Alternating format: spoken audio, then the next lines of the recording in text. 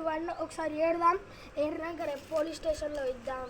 ఏమవుతుంది అసలుకి ఏందో ఈ మొత్తం డబ్బులు మన భ్రమ కావచ్చు, ఎవరు లేరు బయట. కానీ ఇంకా డబ్బులు ఎక్కడ, బ్లాక్ మనీ కావచ్చు.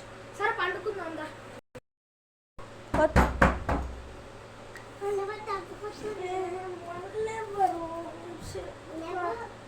పాపా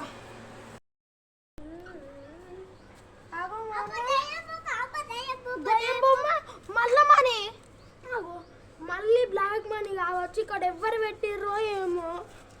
దయ్యం బొమ్మ ఇక్కడికి వచ్చింది. సరే ఇది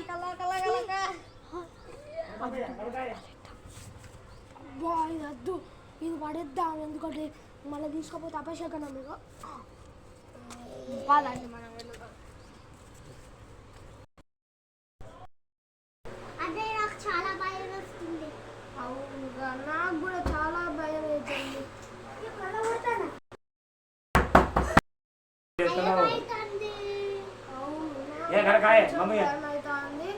ఒకసారి వెళ్ళి చూద్దాం. ఒకసారి డోర్ తీసి చూద్దాం. దా ఏం కాదు.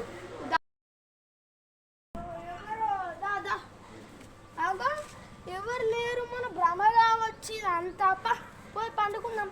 అనుకోలకి బొమ్మ గీకి. సరే ఎలా అయితే అలా ఇక సపరేట్గా పండుకుందాం. పండుకో.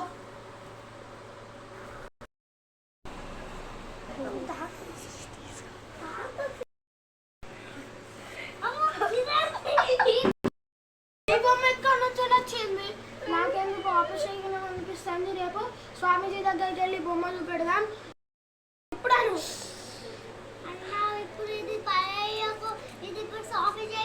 చూపిద్దాం. సరే ఇది మేము ఇక్కడ దాచి పెడుతున్నాం. సరే ఇక మళ్ళీ పండుకుందాం. పండుకుందాం ఇక. పండుకుందాం.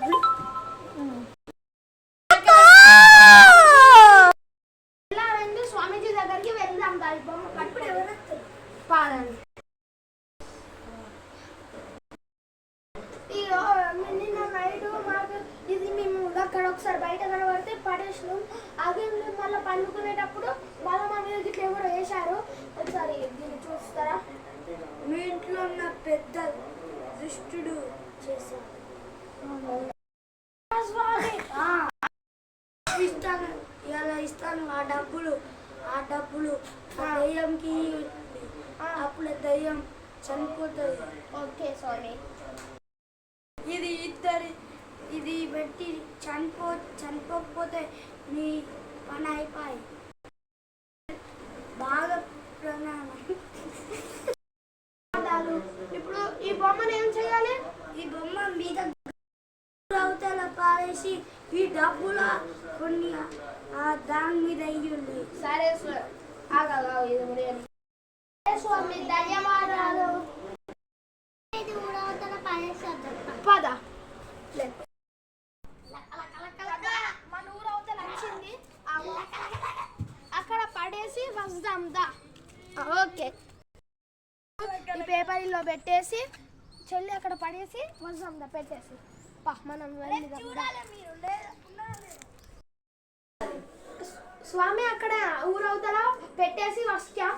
మీరు ఇచ్చిన పేపర్తో కూడా అక్కడ పెట్టి వచ్చాం.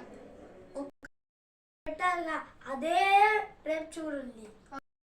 ఏమి అవుతుంది స్వామి? అది మీకు అక్కడ కనిపించింది అనుకో, అది బాగా డేంజర్ అన్నట్టు. ఒకవేళ కనిపించకపోతే అది అక్కడ మీకు కనిపించకపోతే సేఫ్. కానీ మీరు చూసిల్లు అన్నట్టు. చూడండి. అందుకు మీకు ఎంత డబ్బులు కావాలి? మొత్తం ఇలా 1,00,000 ఉన్నాయి. 1,00,000 తీసుకోండి.